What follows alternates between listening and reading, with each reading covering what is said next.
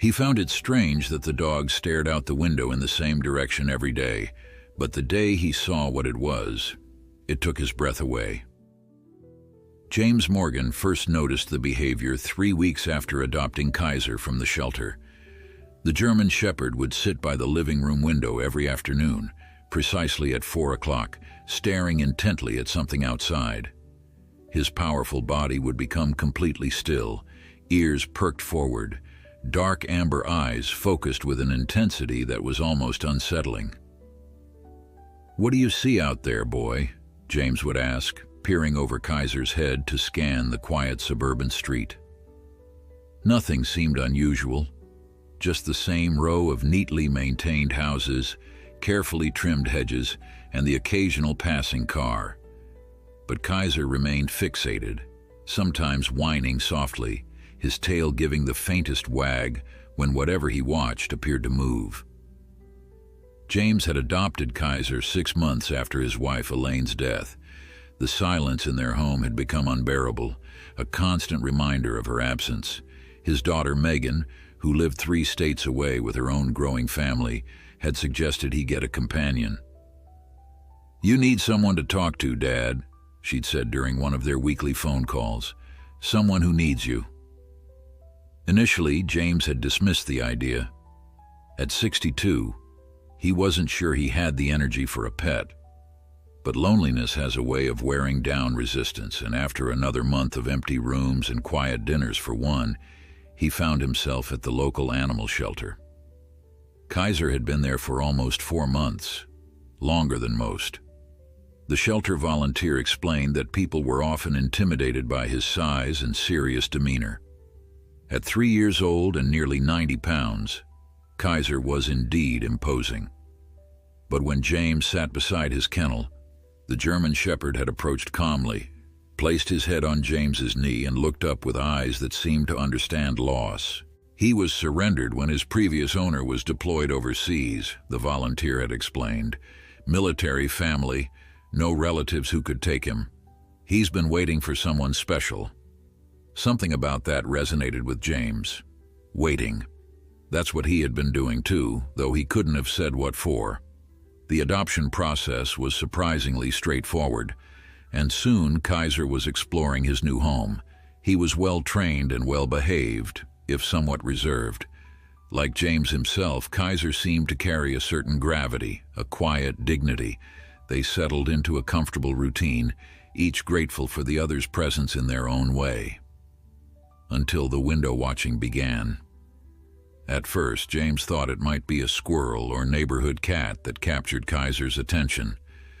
But the German Shepherd's focus was too steady, too consistent in its timing. It was as if he had an appointment to keep. On the 5th day of this behavior, James decided to join him more deliberately. He pulled an armchair close to the window and sat down with his coffee. Kaiser acknowledged him with a quick glance before returning to his vigil. "All right, buddy, let's see what's so fascinating out there," James murmured. For 30 minutes they watched together.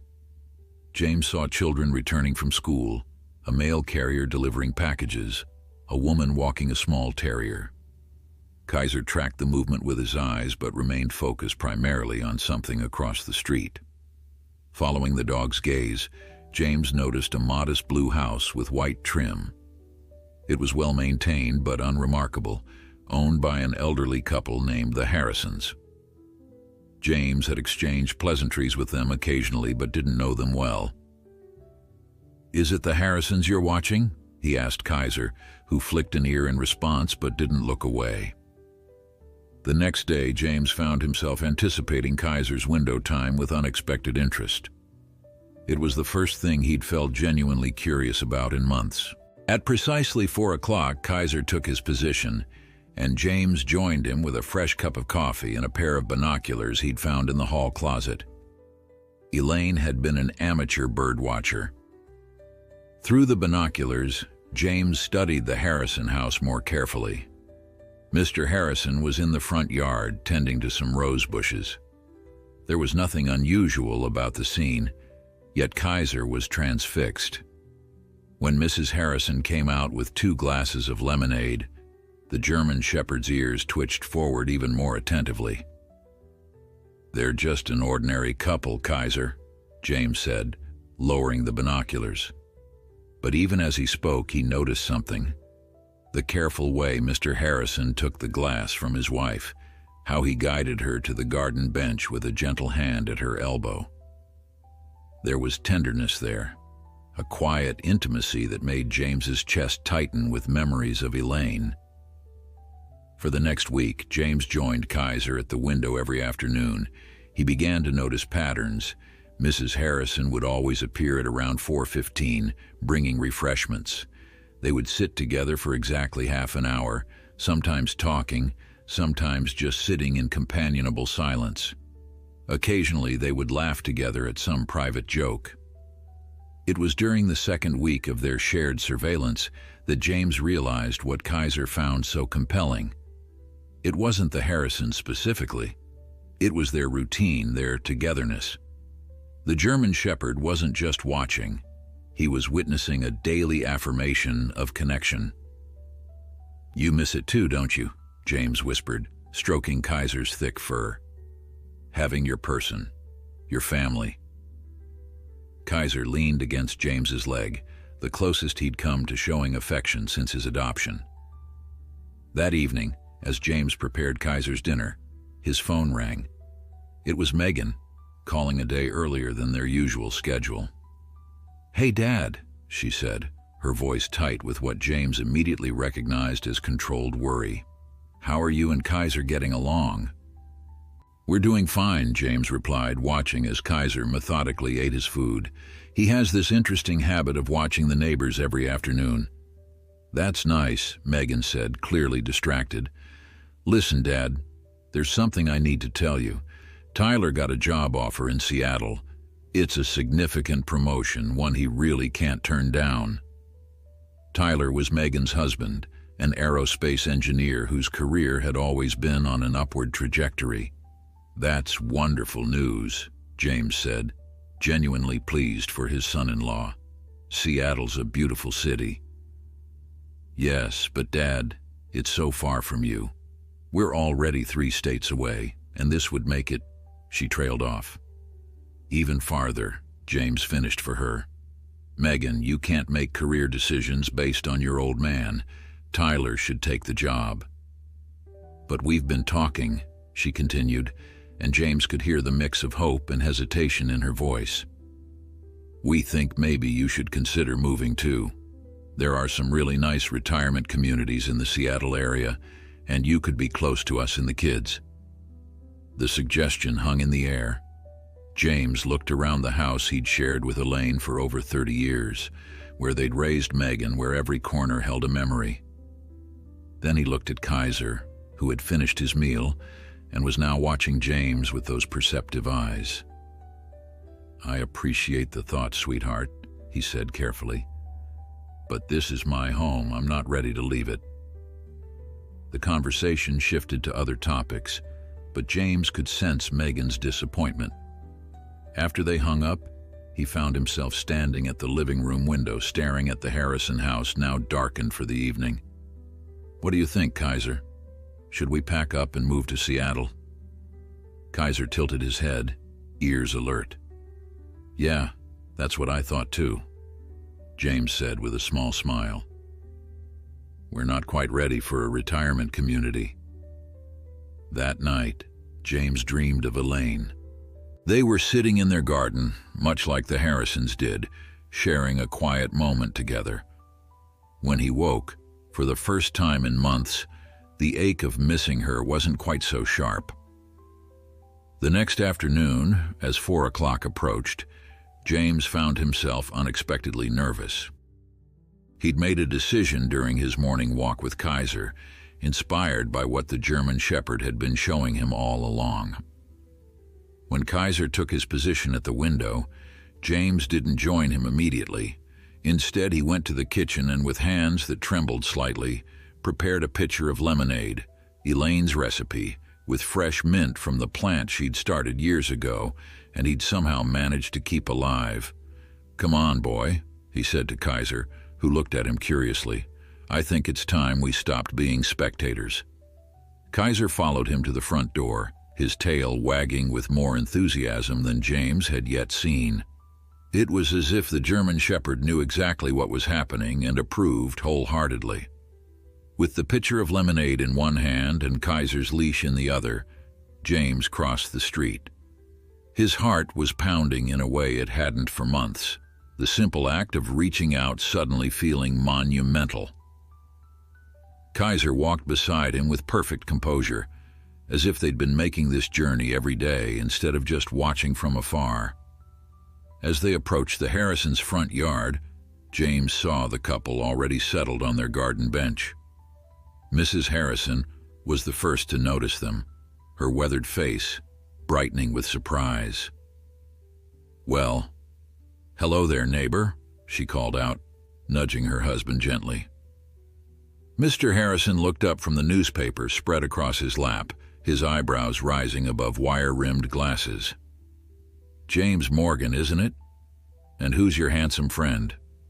"This is Kaiser," James said, suddenly feeling awkward standing there with his pitcher of lemonade. Kaiser, however, showed no such hesitation. The German Shepherd's tail was wagging steadily, his posture alert but relaxed, a stark contrast to his usual reserved demeanor. "I hope I'm not intruding," James continued, "but I noticed you two enjoy your afternoons out here, and well, I made some fresh lemonade, Elaine's recipe. Thought you might like to try it." Mrs. Harrison, Margaret, as she soon insisted James call her, beamed at him. "How thoughtful. We'd be delighted, wouldn't we, Robert?" Robert Harrison nodded, folding his newspaper carefully. "Absolutely. Join us, please. There's plenty of room." James hesitated only briefly before sitting on a wrought iron chair opposite the bench. Kaiser settled at his feet, though his attention remained fixed on Margaret Harrison. "Your dog seems quite taken with me," Margaret observed with a chuckle. James smiled, pouring lemonade into the glasses Robert had produced from a small side table. "Actually, Kaiser's been watching you both for weeks now, from our window across the street." Robert and Margaret exchanged glances, then burst into synchronized laughter. "We have ourselves a canine admirer, Maggie," Robert said, his eyes twinkling. "I hope that doesn't sound strange," James added quickly. "He started doing it about 3 weeks ago, same time every day. I got curious and joined him." Margaret accepted a glass of lemonade, her smile warm and uninhibited. "Not strange at all. Animals have a sense about people, don't they? And besides," she added with a conspiratorial whisper toward Kaiser, "we've noticed you too." This revelation startled James. "You have?" Robert nodded, sipping the lemonade appreciatively. "Oh my, this is good. Yes, we've seen you two at the window. Margaret thought we should invite you over, but I said you might just be enjoying your privacy." "Robert's been watching you watch us," Margaret clarified, her eyes dancing with mischief. "It's been quite the neighborly standoff." James felt heat rising to his face, but there was something refreshing about their candor. "I guess we've all been curious about each other." "That's neighborhood life for you," Robert said, "especially these days when people are so wrapped up in their devices. Speaking of which, we know about Elaine. We were at the memorial service, though I don't think you would remember. There were so many people." The mention of Elaine's service brought a familiar tightness to James's throat, but it was tempered by the simple kindness in Robert's acknowledgement. "I'm sorry," James said softly. "I don't recall seeing you there." "No need to apologize," Margaret assured him. "It was a beautiful service. Elaine clearly touched many lives." Kaiser chose that moment to stand and approach Margaret, placing his head gently on her knee. She looked surprised but delighted, automatically reaching to stroke his ears. "Well now, aren't you forward?" she said to the dog, though there was only warmth in her voice. "We haven't been properly introduced yet." James watched in amazement. Kaiser had been polite but distant with him for months, tolerating affection rather than seeking it. Yet here he was, initiating contact with a virtual stranger. He was a military dog, James explained, sharing what little he knew from the shelter. His owner was deployed and Kaiser ended up surrendered. He's been reserved. This is the most outgoing I've seen him. Robert studied the German Shepherd with newfound interest. Military, That explains his bearing. Dignified fellow, isn't he? Reminds me of my service days. You were in the military? James asked, finding himself genuinely curious about these neighbors he'd seen, but never truly noticed for years. Army. 40 years, Robert confirmed with quiet pride. Retired as a colonel. That's actually how Maggie and I met. Margaret's hand continued its gentle rhythm on Kaiser's head. I was an army nurse. Korea, if you can believe it. Ancient history now. 47 years married last month, Robert added, reaching for his wife's free hand. Something clicked in James's mind. That's what Kaiser's been watching, he realized aloud. You're out here every day at the same time. 4 o'clock sharp, Robert confirmed. Our daily debriefing, we call it. Started in our active duty days and never stopped. No matter what's happening, we take 30 minutes to sit together, share a drink, and talk about our day. Or just be quiet together, Margaret added. Those are sometimes the best days. James felt a lump forming in his throat. He and Elaine had had their own rituals, Sunday morning pancakes, evening walks, reading aloud to each other before bed. After she died, he'd abandoned them all, the emptiness of performing them alone too painful to bear. It's a beautiful tradition, he managed. Kaiser, seemingly satisfied with the connection he'd facilitated, returned to James's side but remained standing, more animated than his usual stoic self. So, Robert said, changing the subject with the intuition of someone who recognized emotional undercurrents. What did you do before retirement, James? The conversation flowed easily after that. James told them about his 35 years as a high school history teacher, while Margaret shared stories of their 3 children and 7 grandchildren, most of whom lived on the East Coast. They discovered mutual interests in gardening and classic films, and by the time the pitcher of lemonade was empty, nearly 2 hours had passed. Good heavens, look at the time, Margaret exclaimed. We've kept you so long and we haven't even offered you dinner. Oh, I couldn't impose, James began, but Robert waved away his protest. Nonsense. Maggie made her famous pot roast, and there's always too much for just us. We'd be delighted if you'd stay, Kaiser too, of course. The invitation was so genuine, so unforced, that James found himself accepting before he'd fully considered it. As Margaret led the way inside, Kaiser trotted alongside her as if they were old friends. The Harrison home was cozy and lived in, filled with photographs and mementos from their travels and military service. The dining room table was already set for 2, but Margaret quickly added a third-place setting, while Robert sliced additional portions of pot roast. Kaiser can have some too, can't he? Margaret asked, looking to James for permission. Just a small piece, no onions or garlic. That would be very kind, James replied, touched by her thoughtfulness. As they settled around the table, James realized with a start that this was the first time he'd eaten dinner in someone else's home since Elaine's death. For months, he'd declined invitations from former colleagues, and even Megan during her visits, preferring to retreat to the quiet safety of his empty house. Yet here he was, sharing a meal with neighbors who had been strangers just hours ago, feeling more at ease than he had in longer than he could remember. Kaiser, too, seemed perfectly content, lying at Margaret's feet as if he'd always belonged there.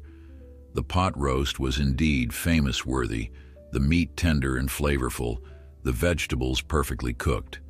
The conversation continued to flow, punctuated by comfortable silences that felt natural rather than awkward.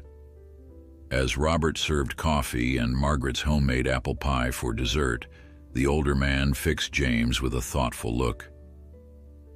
You know, James, we have a small group of veterans that meets at the community center on Thursday mornings. Nothing formal, just coffee and conversation. Some from Korea like me, others from Vietnam, a few younger folks from more recent conflicts. I think Kaiser might enjoy it. Many of the members bring their service dogs. James glanced down at Kaiser, who was watching Robert with apparent interest. Kaiser's not a service dog, James clarified. At least I don't think he is. The shelter didn't have much information. Military dogs are trained very specifically, Robert explained. From what I can see, Kaiser has all the hallmarks. His posture, his alertness, the way he positions himself in the room. Those are trained behaviors. And the way he responded to Margaret suggests he might have medical support training too. Margaret nodded in agreement. He's been checking on me all evening, did you notice? Each time my arthritis acts up, he's right there. James hadn't noticed, but now that they mentioned it, Kaiser had indeed been unusually attentive to Margaret, particularly when she winced slightly while serving the pie. The group might have resources to help you learn more about his background, Robert continued.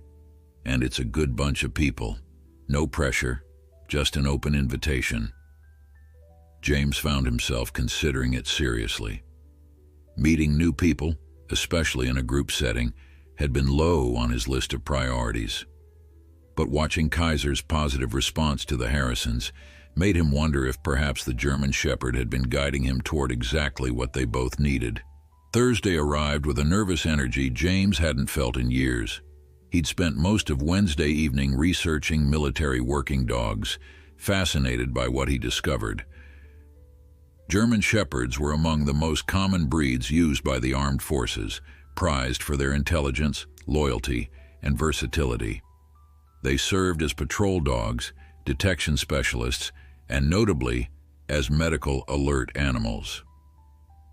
The more James read, the more Kaiser's behaviors made sense. His watchfulness, his dignified bearing, the way he responded to structure and routine. James had assumed these traits were simply part of the breed's nature, but perhaps they were the result of specialized training. "Ready for an adventure, buddy?" James asked as he attached Kaiser's leash that Thursday morning. Kaiser's ears perked up, his posture straightening as if responding to an unspoken command. James found himself wondering who Kaiser had been before they found each other. What missions had he completed? What had he seen? And most troubling, what circumstances had truly led to his surrender? The community center was a 10-minute drive from James's house, a modest brick building that served as a hub for local activities. Robert had texted the night before with details about where the veterans group met. Coffee room, east entrance, 9:01 a.m. Look for the group of old-timers arguing about everything. Can't miss us. As James parked, he felt a momentary urge to turn around. What was he doing here? He wasn't a veteran, he had no real connection to this world. But Kaiser was already alert in the back seat, his focus intense in a way that suggested recognition. "All right, boy. You're the expert here," James murmured, opening the door for the German Shepherd. Kaiser exited the car with military precision, automatically positioning himself at James's left side, exactly as military working dogs were trained to do. A detail James had just learned from his research. They found the room easily enough. Through the open doorway, James could see about 15 people of varying ages, most appearing to be in their 60s or older, with a few younger faces scattered among them. Robert stood as soon as he spotted them. "James, Kaiser, glad you could make it," he called out, gesturing them over.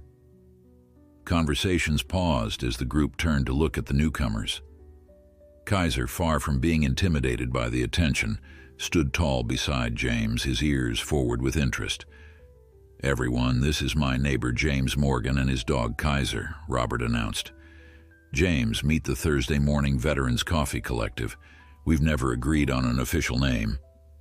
A chorus of greetings followed, along with appreciative comments about Kaiser's appearance. One man in a wheelchair rolled forward, studying the German Shepherd with a professional eye. "That's Mike Peterson," Robert explained, retired K-9 handler from the Marines. Mike nodded at James but addressed Kaiser directly. "Sitz," he commanded in German. Instantly, Kaiser sat at perfect attention, his eyes locked on Mike. "Platz," Mike continued. Kaiser immediately dropped into a down position, still alert. "Stay," came the third command, and Kaiser rose smoothly back to standing. Mike looked up at James with newfound respect. "This is a fully trained military working dog. Belgian Malinois mix, I'm guessing, given the coloration. Where did you get him?" "The shelter," James replied, astonished by Kaiser's response to commands he'd never used. They said his owner was deployed, but they didn't mention he was an actual military dog. Mike shook his head, clearly troubled by this information. "That's not right. MWDs aren't just surrendered to civilian shelters. There's a whole protocol. Retired military dogs are either adopted by their handlers or go through a specialized placement program." "Could he have been a washout from training?" asked a younger woman with close-cropped hair and a prosthetic leg visible below her shorts. "No way," Mike replied firmly. "Those commands I just gave? That's advanced training. This dog completed the program. Look at his response, no hesitation, perfect form." Robert gestured James toward an empty chair. "This is getting interesting. Have a seat, James. Coffee?" As James settled in, Kaiser surprised him again by moving to greet each veteran individually, allowing brief pats but maintaining his professional demeanor. The group watched in fascination. "He's checking the room," observed an older man with a Vietnam veteran cap. "Identifying each person present, that's protection training. Medical alert too," added another man who was using oxygen. "Notice how he paused longer with Diane and Frank? Both have cardiac issues." James felt slightly overwhelmed as the veterans began a technical discussion about Kaiser's likely training, using terminology he didn't fully understand. Terms like dual-purpose MWD, tactical casualty care support, and forward deployment qualification flew around the room. The younger woman, Diane, James gathered, eventually noticed his confusion. "Sorry, we get carried away.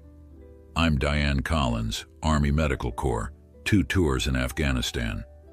What they're trying to figure out is what Kaiser's specialty was. He's showing behaviors consistent with several types of military working dogs. "Could he have had multiple roles?" James asked. "Possible, but unusual," Mike replied. "The training is specialized and intensive. More likely, he was primarily a patrol and protection dog with some medical alert capabilities. The real question is how he ended up in a civilian shelter without going through proper channels." The conversation shifted as the veterans began sharing stories about military working dogs they'd known, from Vietnam to more recent conflicts in the Middle East. James listened, fascinated by their experiences and the clear bond many had formed with service animals. Kaiser remained calm throughout, occasionally checking on specific members of the group, but always returning to James's side. There was something different about him here, a sense of purpose, of being understood. After nearly an hour of conversation, Mike approached James privately as the group began to disperse. "Look, there's something not right about Kaiser's situation. Military working dogs are considered military personnel. They don't just get dumped at shelters. Do you have his paperwork?" James nodded. "At home, the shelter gave me whatever they had, which wasn't much. Would you be willing to share it? I still have connections at the Working Dog Training Center. We might be able to track his service record, figure out where he really came from."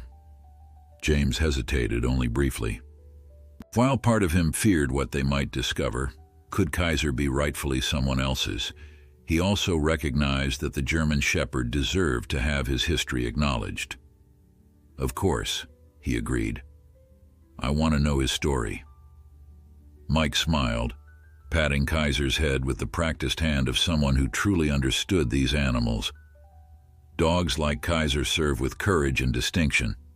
Whatever happened, he deserves to have his service recognized. As they prepared to leave, Robert pulled James aside. "So, what did you think of the group?" "They're incredible," James answered honestly. "The knowledge, the camaraderie, I've never experienced anything quite like it." "That's what 40-plus years of shared experience does," Robert said. "Different wars, different eras, but there's something that connects us all." He paused, then added carefully, "You know, you don't have to be a veteran to keep coming. Several spouses attend regularly. It's about community." James found himself strangely moved by the invitation. He looked at Kaiser, who seemed more alive among these veterans than he'd seen him before. "I think we'd both like that," he replied. On the drive home, James's mind was busy processing everything he'd learned. Kaiser was not just a pet, not just a surrendered companion animal. He was potentially a decorated military working dog with specialized training and a history of service.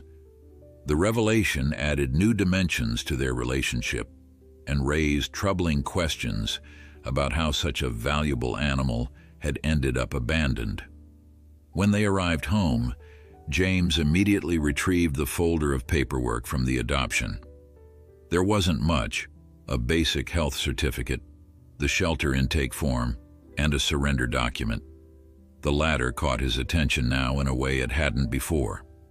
The surrender form listed the owner as Stephen Adams, with a local address and a signature that seemed hastily scrawled. The reason for surrender was checked as military deployment, unable to care for animal. There was a contact phone number, which James had never thought to call. Kaiser watched as James spread the papers on the kitchen table. The German Shepherd's head tilted slightly, as if he too was trying to make sense of his past. "Something doesn't add up, does it, boy?" James murmured. "Who is Stephen Adams, and why would he surrender a fully trained military dog to a civilian shelter?" Kaiser's ears twitched at the unfamiliar name, but he gave no other reaction. James took a photo of the paperwork to send to Mike, then sat back in his chair, contemplating. In just a few days, his simple life with his quiet, dignified companion had become considerably more complex. Kaiser wasn't just watching the Harrisons' daily ritual from the window. He had been recognizing something familiar, perhaps even triggering memories of his own military past. The German Shepherd settled at James's feet with a soft sigh, and James reached down to stroke his head gently. "Don't worry," he promised. "We're going to find out who you really are." The response from Mike came faster than James expected. The following morning, his phone rang just as he was pouring his first cup of coffee. "James, it's Mike Peterson from the Veterans Group. Got a minute to talk about Kaiser?" "Of course," James replied, settling at the kitchen table while Kaiser perked up at the sound of his name. "I sent the paperwork to a buddy of mine at Fort Benning," Mike said, his tone serious. "He ran the name and ID number through the system.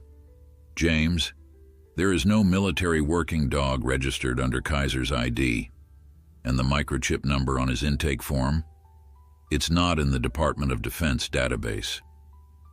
James frowned, watching as Kaiser padded over to sit beside him. "What does that mean?" "It means something's off. The surrender form lists Stephen Adams as the owner, right? My contact checked, and there's no Stephen Adams in the military who was deployed from this region in the time frame Kaiser was surrendered." A chill ran through James. "So someone lied about being Kaiser's owner?" "That's what it looks like," Mike confirmed. "But here's where it gets interesting. The training Kaiser demonstrated yesterday, that's legitimate. Those aren't commands a civilian trainer typically uses. He had proper military-style training somewhere. Could he have been trained privately by someone with military background?" Mike hesitated. "Possible, but unlikely given his level of proficiency. There's something else. I showed Kaiser's photo to my contact.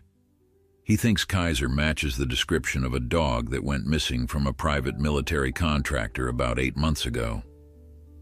Private contractor? James echoed, the implication slowly sinking in. You mean like a mercenary group? We call them security contractors these days, Mike replied with a hint of irony. But yes, essentially, some of these companies train their own dogs for overseas operations. They're not subject to the same regulations as military working dogs, which might explain why Kaiser's records aren't in official databases. James reached out to rest his hand on Kaiser's head, troubled by this new information. Is there a way to confirm if he's the missing dog? My contact is reaching out to the contractor now. If they have biometric data, detailed photos, specific markings, we might be able to make a positive ID. But James, Mike's voice grew cautious. If Kaiser is their dog, they might want him back. The thought sent a jolt of anxiety through James. In just a few months, Kaiser had become his closest companion. The idea of losing him was unbearable. What would happen to him if they did reclaim him? He asked, trying to keep his voice steady. Hard to say. These contractors operate in conflict zones worldwide. Kaiser could be sent back into service. After hanging up, James sat quietly, processing this troubling information. Kaiser remained at his side, his warm presence both comforting and now somehow precarious. Who are you really? James murmured, studying the German shepherd's noble face. Kaiser gazed back with those intelligent amber eyes that had seen who knew what during his mysterious previous life. The doorbell interrupted his thoughts. Through the window, James was surprised to see Margaret Harrison standing on his porch holding a covered dish. "Hope I'm not disturbing you," she said when he opened the door. "I brought some of that apple spice cake you said you liked last night." "Oh, hello there, handsome," she added as Kaiser approached, greeting her with a gentle nudge of his nose against her hand.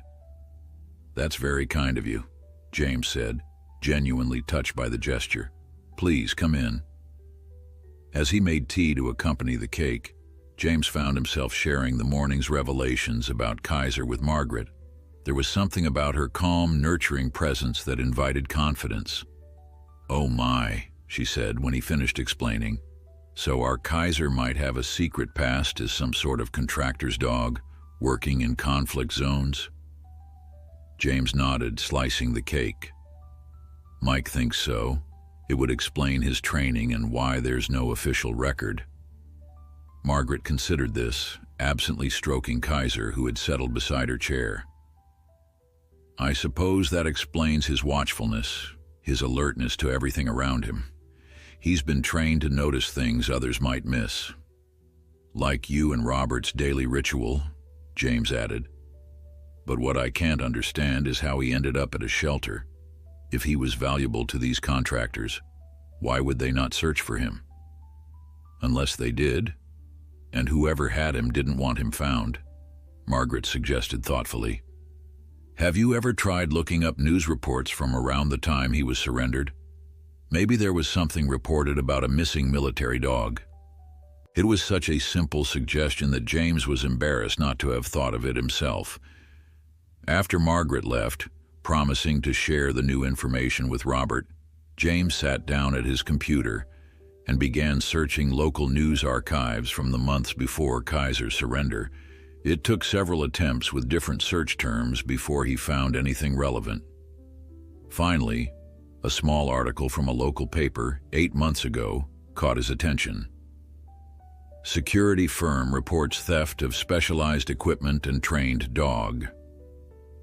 The article was brief, stating only that Paragon Security Solutions had reported the theft of specialized equipment and a trained security dog from their regional training facility. The dog was described as a Belgian Malinois German Shepherd mix male, 3 years old. The article concluded by noting police were investigating but had no suspects. James stared at the screen, his heart racing. The timing matched, the description matched, and Paragon Security Solutions, A quick search revealed it was indeed a private military contractor with operations worldwide. But theft? If Kaiser had been stolen, who had taken him and why? And how had he ended up surrendered to a shelter under a false identity months later? The questions multiplied, each more troubling than the last. James was so absorbed in his research that he jumped when his phone rang again. It was Robert this time. "Margaret told me about Kaiser," he said without preamble. "Listen, I've made a few calls to some old Army contacts. There's something you should know about Paragon Security Solutions." "What's that?" James asked, suddenly alert.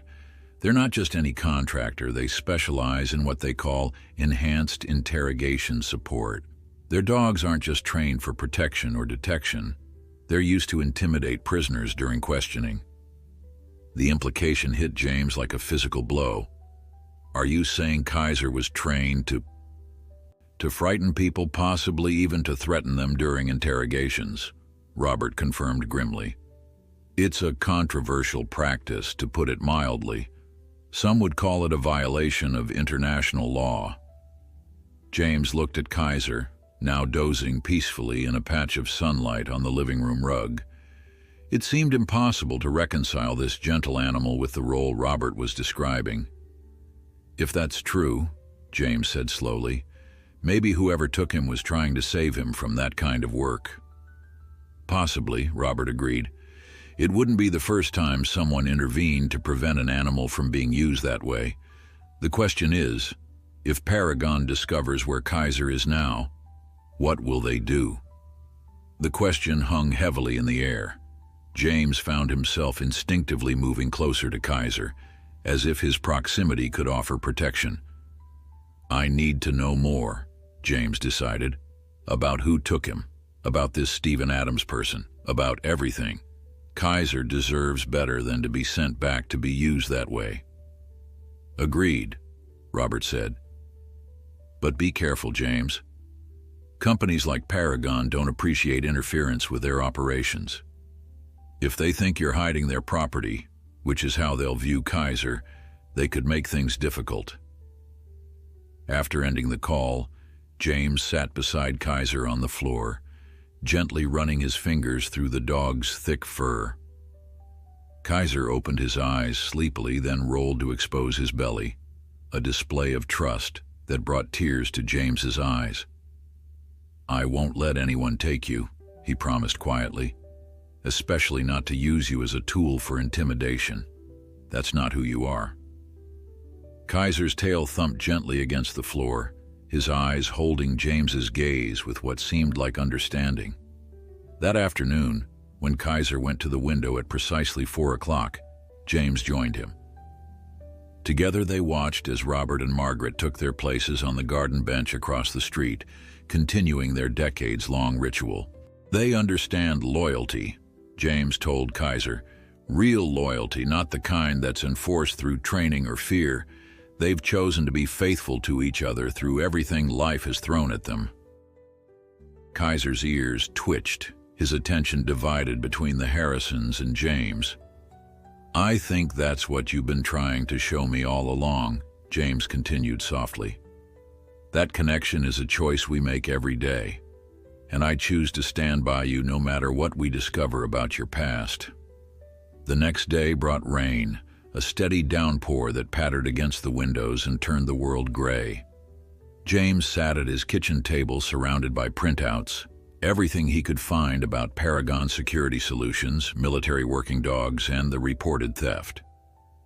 Kaiser lay nearby, occasionally lifting his head when James sighed in frustration. The phone call from Mike came just after lunch.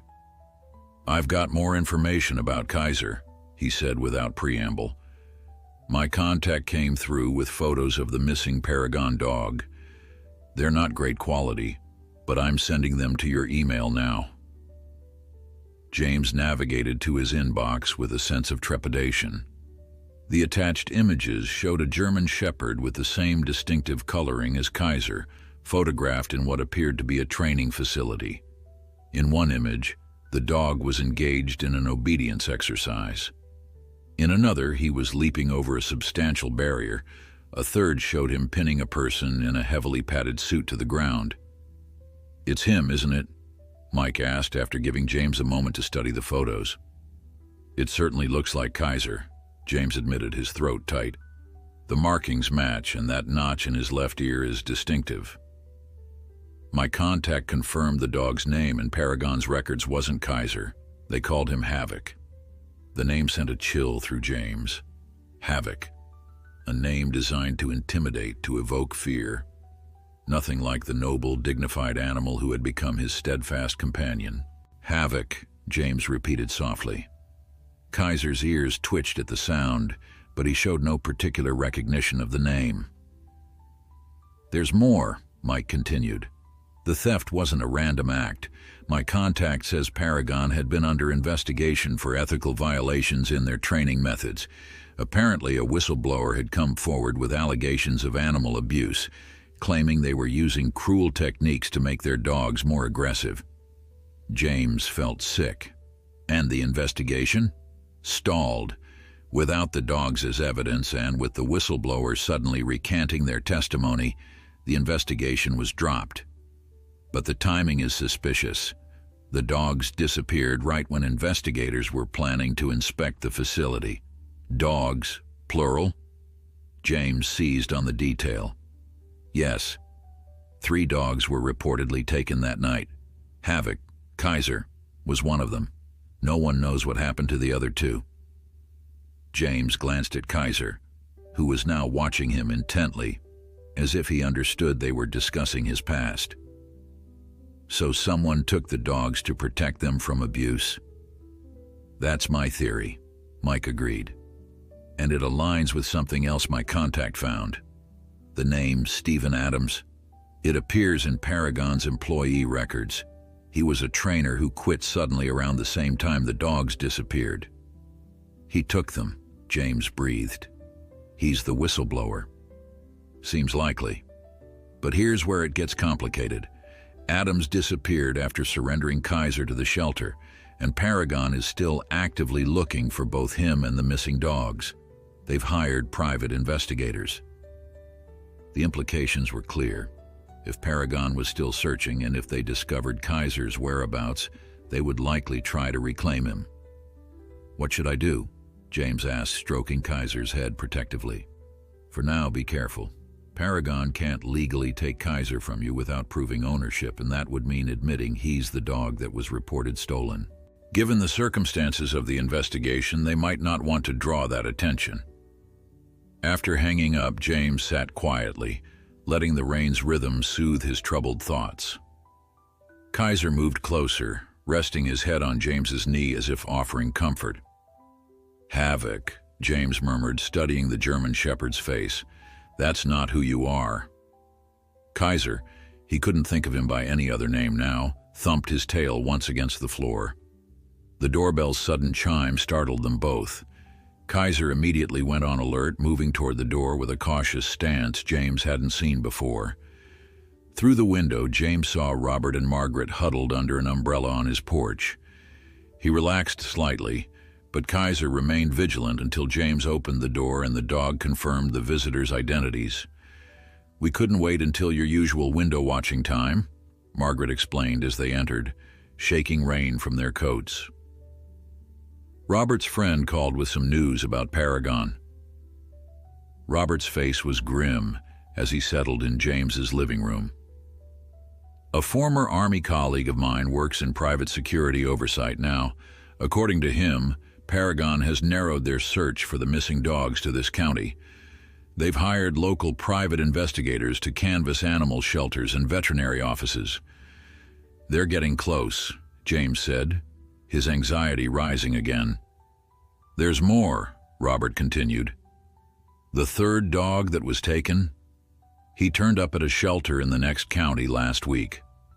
Paragon retrieved him immediately." Margaret reached for James's hand. "If they're checking local records, it won't take them long to find Kaiser." "What happened to the dog they recovered?" James asked. Robert shook his head. "My contact doesn't know, but given Paragon's history And the fact that the investigation into their methods was dropped, I doubt they've reformed their training practices. Kaiser had positioned himself between James and the front door, his posture alert but calm. The past few days had revealed so much about him: his training, his previous identity, the likely abuse he had endured. Yet through it all, he remained steadfast, protective. James made his decision. "I won't let them take him. Kaiser stays with me." "It won't be that simple," Robert cautioned. "Legally, they could make a strong claim for ownership." "Then we need to find Steven Adams," James said firmly. "He's the key to all of this. He knows what was happening at Paragon. If we can locate him, maybe he can help prove that Kaiser was being mistreated." Margaret nodded thoughtfully. The shelter might have more information about him than was in the surrender papers. Phone numbers sometimes change, but they might have recorded an address or an emergency contact. "I'll call them first thing tomorrow," James promised. "In the meantime, we need to be careful. Kaiser and I will keep a low profile." As if understanding, Kaiser moved to the window where he typically watched the Harrisons, drawing the curtain closed with his nose, a behavior James had never seen him perform before. "He understands," Margaret whispered, her eyes wide. "He always has," James replied softly. After the Harrisons left, promising to reach out to more contacts who might help locate Steven Adams, James found himself too restless to sit still. Despite the rain, he decided they both needed some air. "Come on, boy, let's take a walk." Kaiser responded eagerly, but as they stepped out onto the porch, his demeanor changed. He froze, his body tense and his ears forward. A low growl rumbled in his chest. James scanned the street, suddenly alert. Nothing seemed out of place at first glance. Then he noticed a dark sedan parked halfway down the block, its engine running despite there being no one visibly inside. As he watched, the car's headlights flicked on and it slowly pulled away from the curb. Kaiser's growl subsided as the vehicle disappeared around the corner, but his alertness remained heightened. He nudged James back toward the door as if suggesting they return to the safety of the house. "You saw something I didn't," James murmured as they went back inside. "Someone watching the house?" Kaiser's behavior answered the question. The German Shepherd methodically moved from window to window, checking each one before settling in a position that allowed him to monitor both the front and side of the house. James's phone rang, startling him. "James, it's Mike. Listen, I just got word from my contact. Paragon's investigator was asking questions at the Veterans Center today, showing photos of the missing dogs. They know Kaiser is in this area." James watched Kaiser maintain his vigilant posture by the window. "I think they already found us, Mike. There was a car watching the house just now." "Damn," Mike muttered. "That's moving faster than I expected.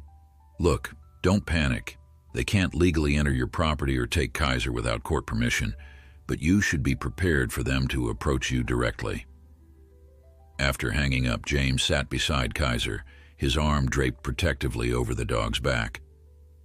"I won't let them take you," he repeated, more to himself than to Kaiser.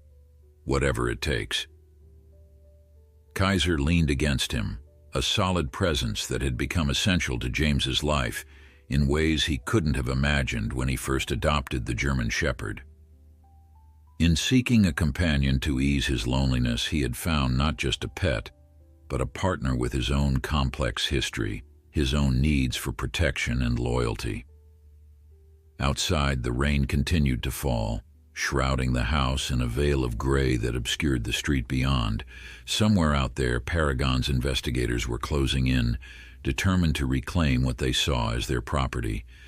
And somewhere else, perhaps not far away, Steven Adams might hold the key to keeping Kaiser safe.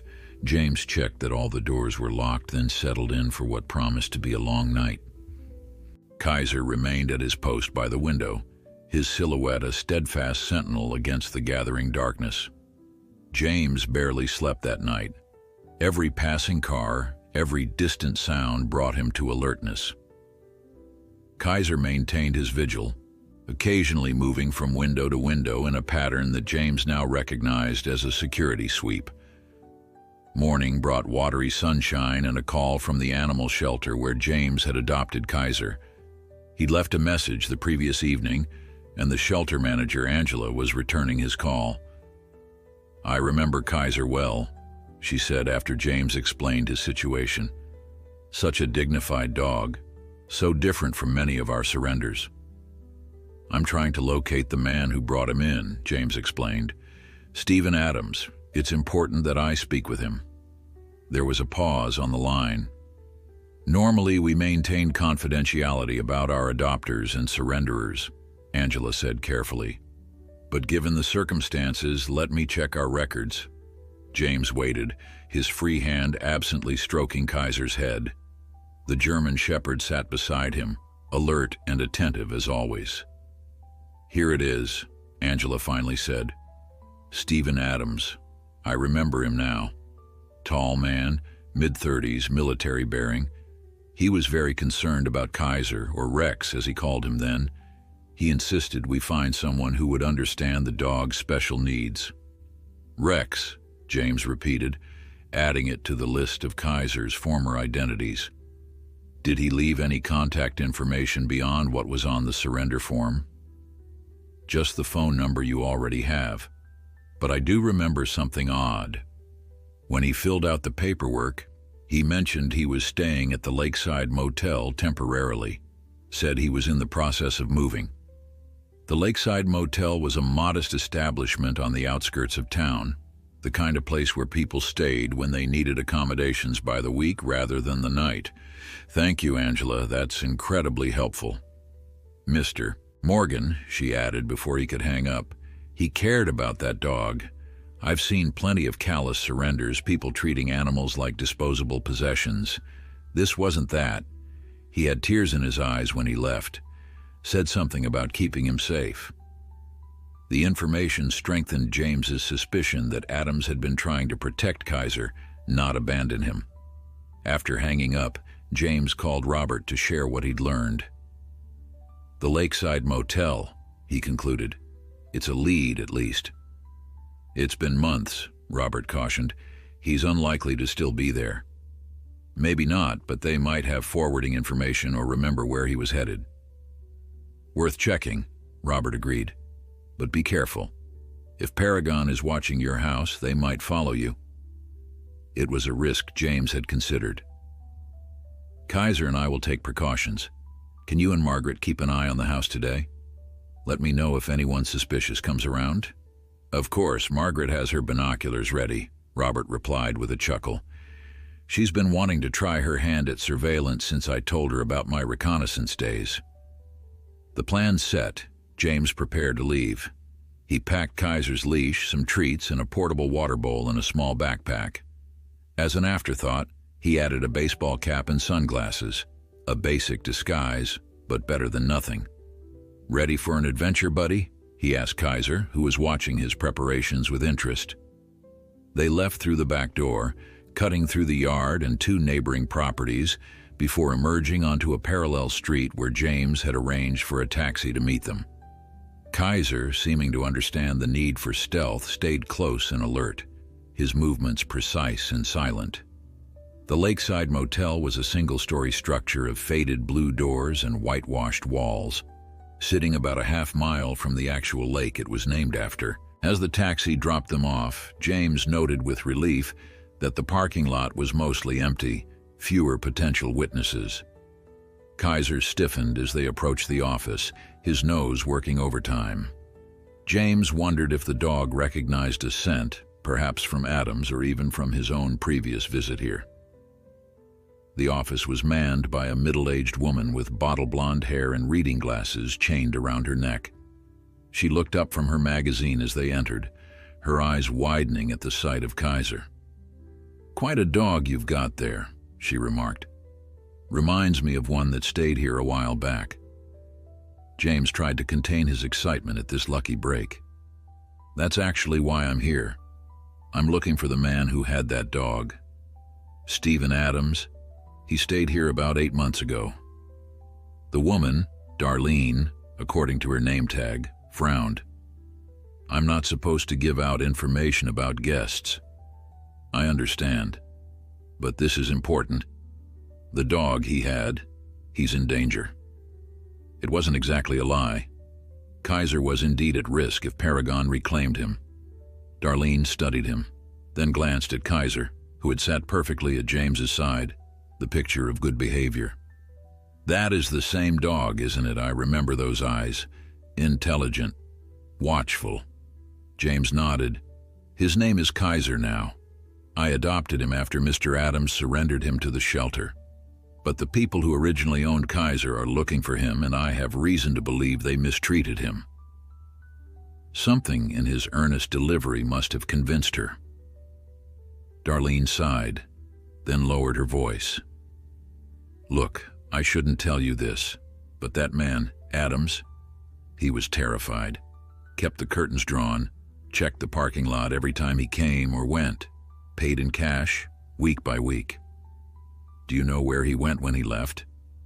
She shook her head. He didn't say specifically, but he did mention heading west, and he left something behind. She hesitated, then added, come to think of it, he asked me to hold on to it in case someone came looking for him with the dog, said the right person would understand its importance. James's pulse quickened. What was it? A flash drive. Wait here. Darlene disappeared into a back room, returning moments later with a small red flash drive. He said to give this only to someone who had the dog and who seemed to care about him. That's you, I guess.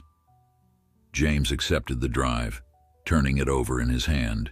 It seemed impossibly small to potentially contain information vital to Kaiser's future. Thank you, he said sincerely. This could make all the difference.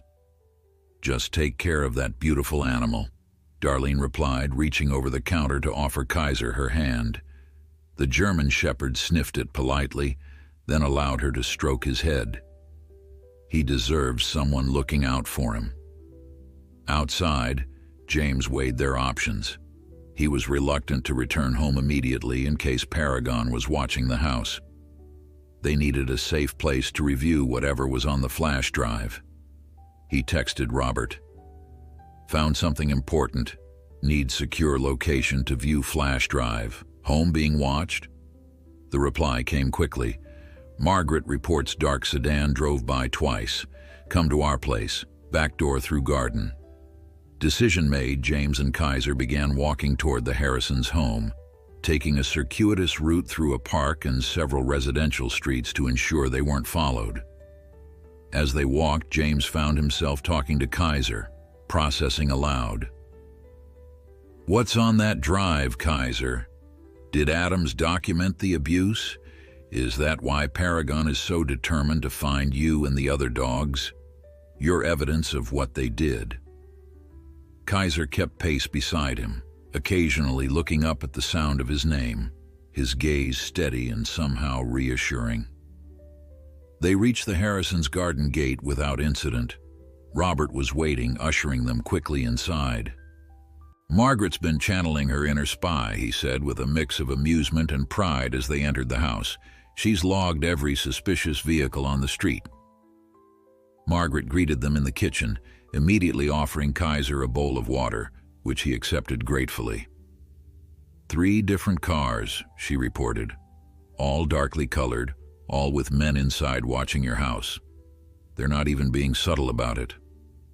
James showed them the flash drive. The motel clerk gave me this. Adams left it in case someone with Kaiser came looking for him. Robert gestured to a laptop on the dining room table.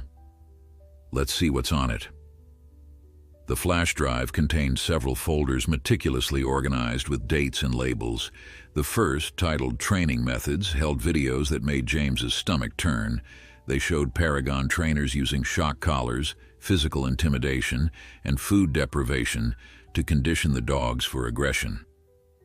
In several clips, a dog James recognized as Kaiser was shocked repeatedly when he failed to attack on command. This is illegal, Robert muttered, his face grim. Military working dogs are trained with positive reinforcement, not torture. The second folder, deployment footage, was even more disturbing. It contained helmet camera footage of the dogs being used in interrogations, their aggressive behavior deliberately triggered to frighten detainees. "They're violating international law," Margaret whispered, her hand over her mouth. "Using animals as instruments of terror." The final folder was simply labeled Evidence. It contained employment records, training manuals, and a detailed journal kept by Stephen Adams documenting his growing concerns about Paragon's methods and his eventual decision to remove the dogs from the facility. The last entry read, "I can't let this continue. These dogs deserve better than to be turned into weapons through fear and pain. I'm taking them tonight. Havoc, Brutus, and Valkyrie. God help me if I'm caught." James stared at the screen, absorbing the weight of what they'd discovered. Adams had risked everything, his career, possibly even his freedom, to save Kaiser and the other dogs from continued abuse. "This is exactly what we needed," Robert said, breaking the silence. "With this evidence, Paragon can't reclaim Kaiser without opening themselves up to serious legal consequences." But where is Adams now? James wondered aloud. And why separate the dogs? Why not keep them together? "Probably safer that way," Robert suggested. "Harder for Paragon to track them all down at once."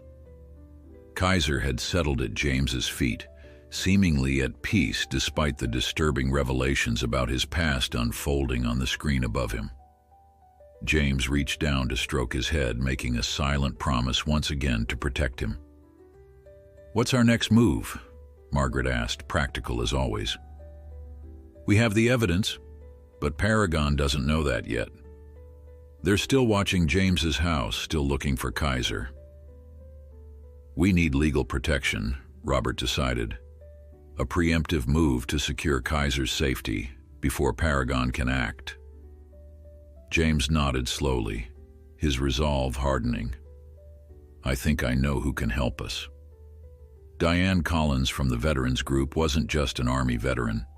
She was also an attorney specializing in cases involving military personnel and veterans' rights.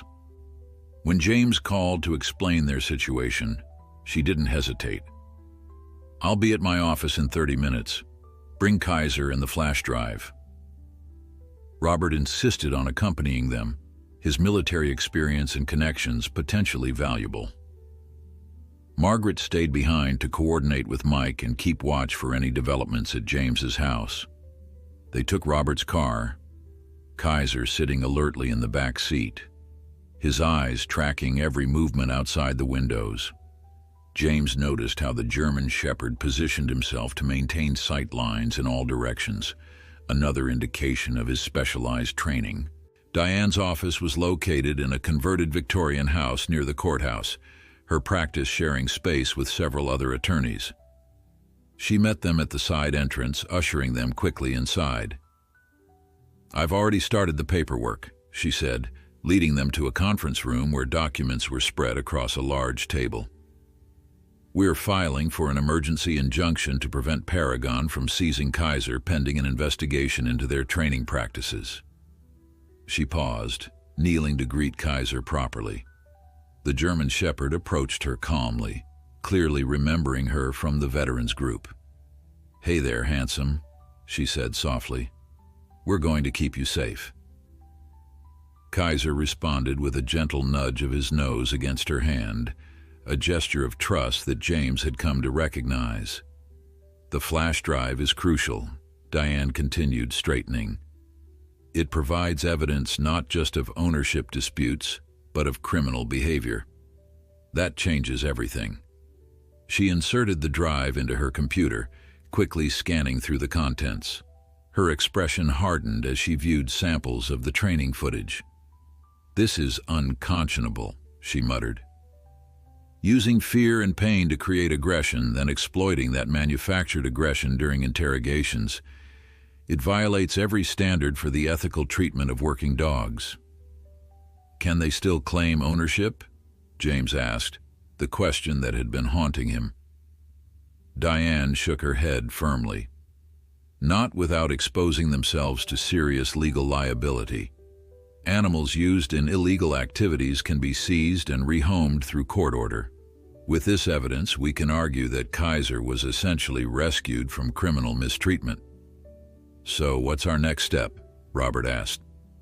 "We file for the injunction immediately. I'll also contact the State Attorney General's office about potential criminal charges against Paragon. Animal cruelty, at minimum." She paused, studying Kaiser thoughtfully. "But there's something else we should consider. The third dog, what did Adams call her?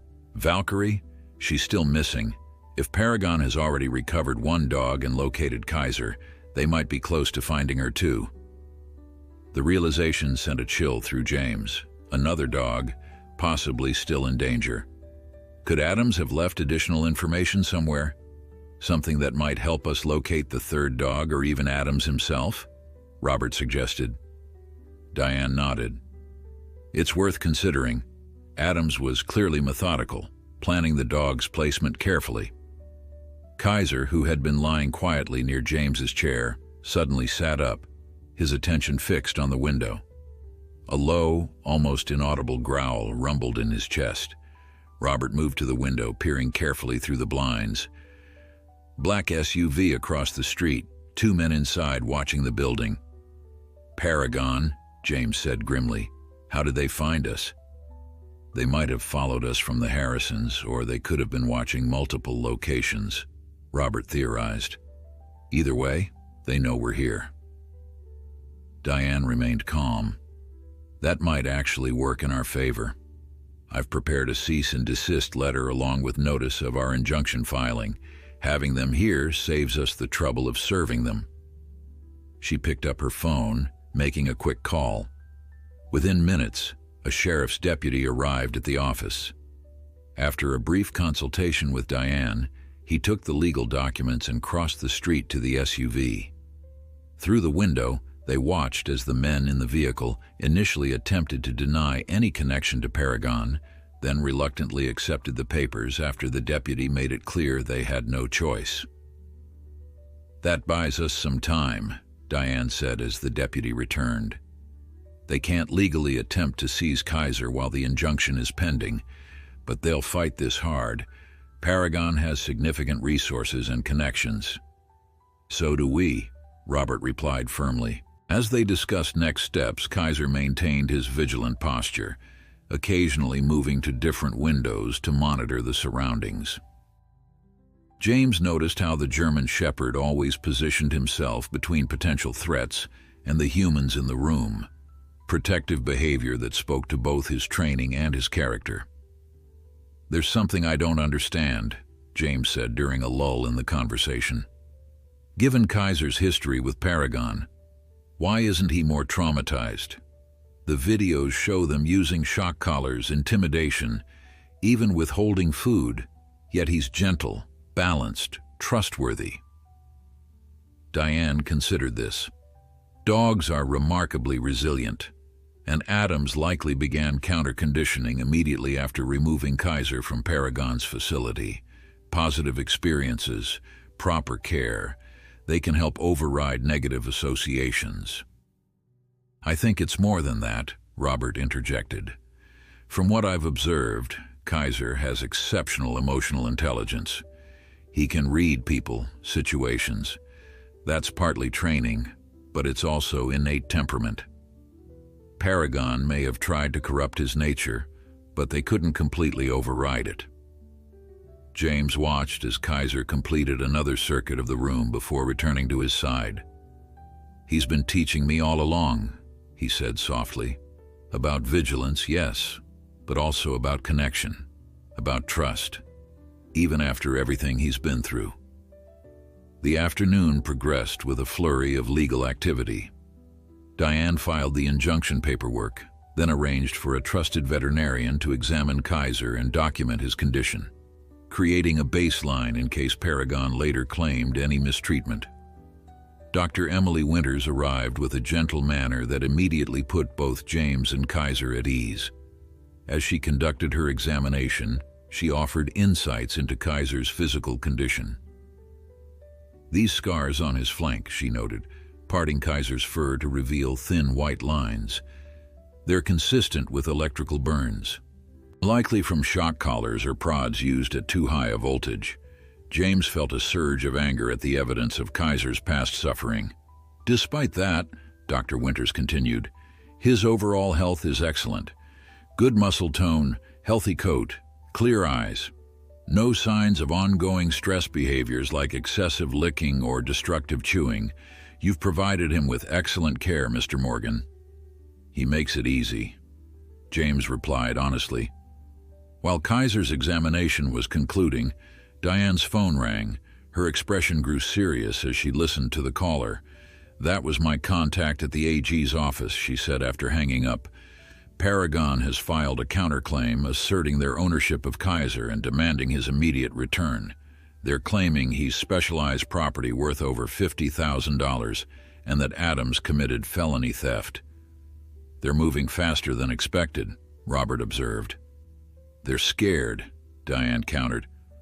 Our injunction filing means they know we have evidence against them.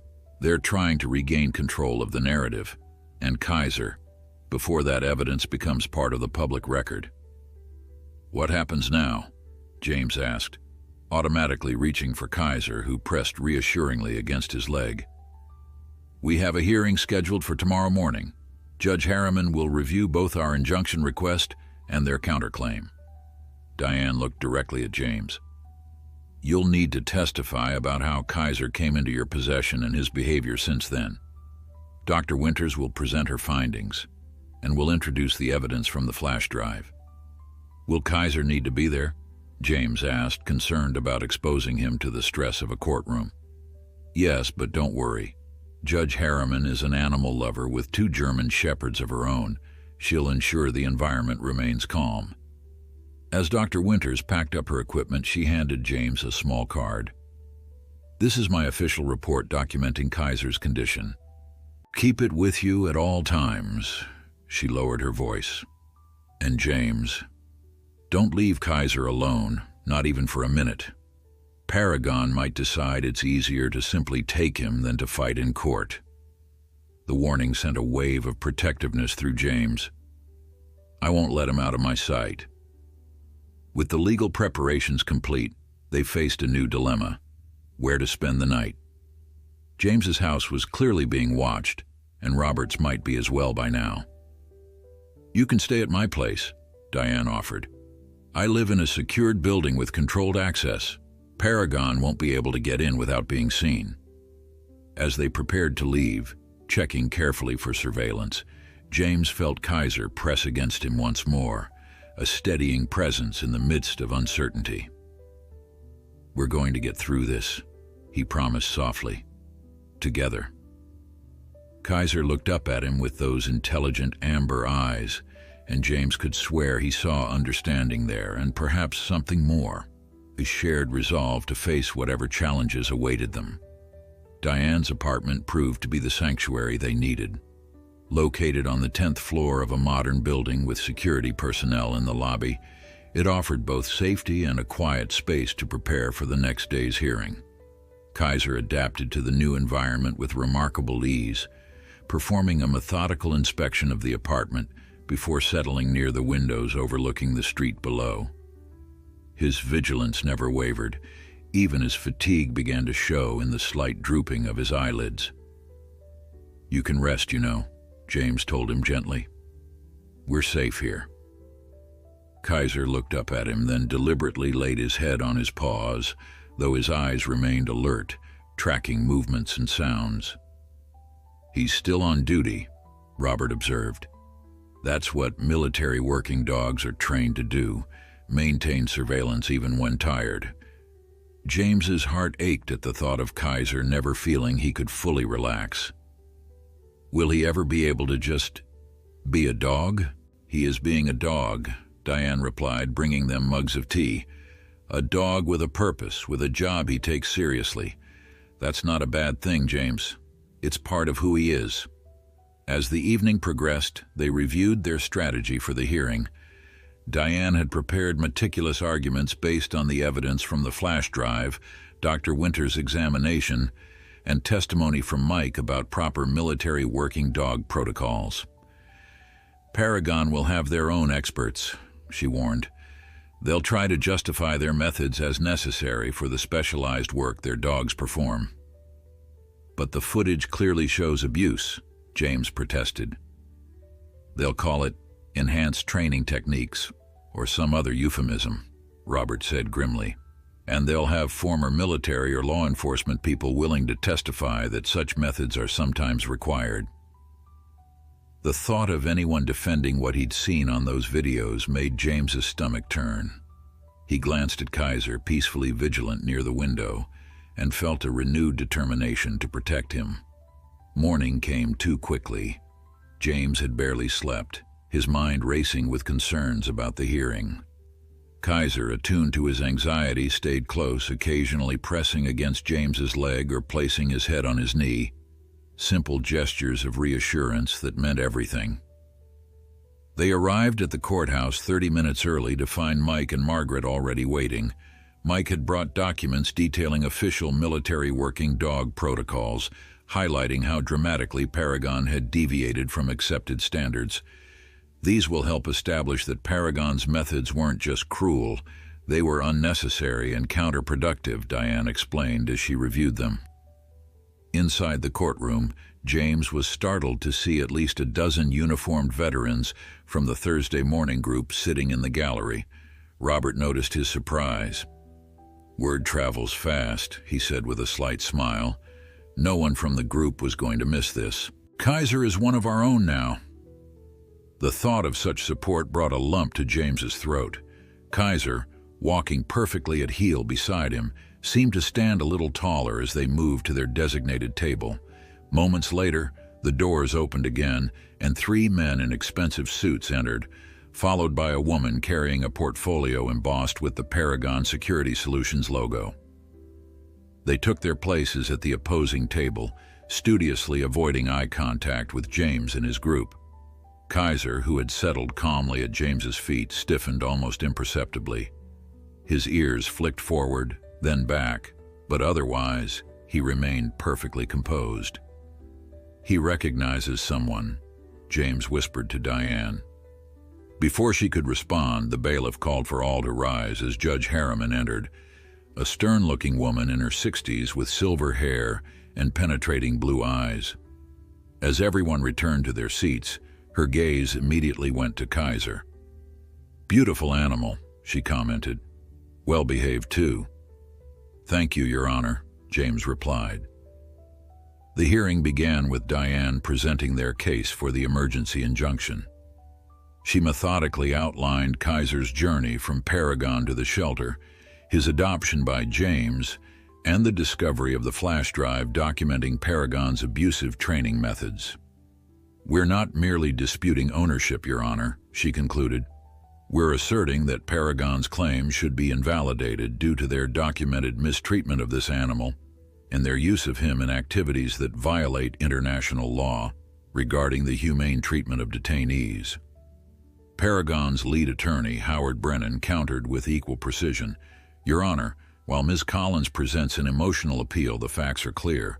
The dog designated as Havoc is specialized property belonging to Paragon Security Solutions, developed through a proprietary training program at considerable expense. The animal was stolen by a disgruntled former employee who had signed extensive non-disclosure and non-compete agreements." "Mr. Brennan," Judge Harriman interrupted, "are you disputing the authenticity of the video evidence showing your client's training methods?" Brennan hesitated only briefly. "We dispute the context and characterization of those methods, Your Honor. Specialized security dogs require specialized training. What may appear harsh to civilians is often necessary to develop the precise skills these animals need for high-risk environments." The judge's expression remained neutral. "I see. Let's hear from Mr. Morgan." James approached the witness stand, his heart racing. Kaiser started to follow, then settled back down when Diane softly commanded, "Stay." Under Diane's questioning, James described finding Kaiser at the shelter, the bond they had developed. and the discovery of the dog's unusual behaviors, culminating in the revelations about his past. "He's been with me for nearly 5 months now," James concluded. "In that time, he's shown himself to be intelligent, gentle, and protective. He's formed connections with neighbors, with the veterans group. He's become not just my companion, but a valued member of our community." During cross-examination, Brennan took a different approach. "Mr. Morgan, you have no specialized training in handling security dogs, correct?" "No formal training, no. And yet you believe you're qualified to handle an animal specifically conditioned for high-stress, potentially dangerous environments?" "I believe Kaiser and I have developed a mutual trust that—" "Please answer the question directly," Brennan interrupted. "You have no qualifications to handle a dog of this caliber, do you?" "I have no formal qualifications," James admitted. "In fact," Brennan continued, "you're a retired school teacher living alone, are you not? A widower with no family in the immediate area?" James felt the sting of the characterization but kept his composure. "I'm retired, yes. My wife passed away last year. My daughter lives out of state." "So you adopted this dog to fill an emotional void in your life, not realizing he was a specialized security asset requiring proper handling?" "Objection," Diane called, argumentative and assumes facts not in evidence. "Sustained," Judge Harriman agreed. "Mr. Brennan, confine yourself to relevant questions." Brennan nodded smoothly. "Mr. Morgan, are you aware that improperly handled security dogs can become unpredictable and potentially dangerous?" "Kaiser has never shown any aggression except when perceiving a threat," James replied firmly. "That wasn't my question," Brennan pressed. "Are you aware of the risks?" "I'm aware that any dog requires proper care and understanding," James said, meeting Brennan's gaze directly.